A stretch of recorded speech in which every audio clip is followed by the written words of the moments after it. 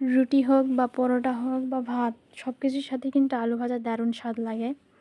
Hello guys, আসসালামু আলাইকুম। সবাই কেমন আছেন?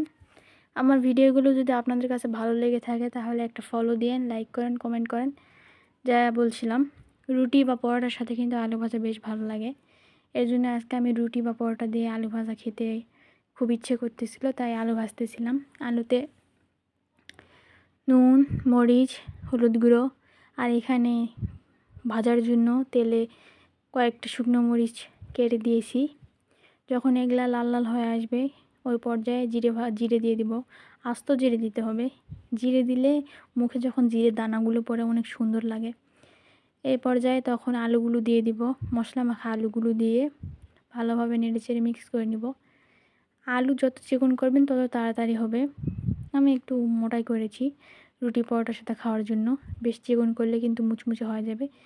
মিডিয়াম টু হাই আছে, কিছুক্ষণ নেড়েচেড়ে ভেজে নেব। দেখুন কালারটা কত সুন্দর চেঞ্জ হয়েছে।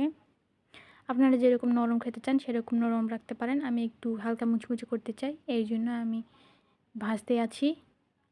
আপনারা আপনাদের পরিমাণ মতো যেরকম খেতে চান সেরকম করে নেবেন। আর আমার মতো এরকম করে খেয়ে দেখবেন, অনেক স্বাদ হবে। আপনারা কে কে খেয়েছেন কমেন্টে জানাবেন। পরোটা বা রুটি দিয়ে আলু ভাজি অনেক মজা লাগে কিন্তু।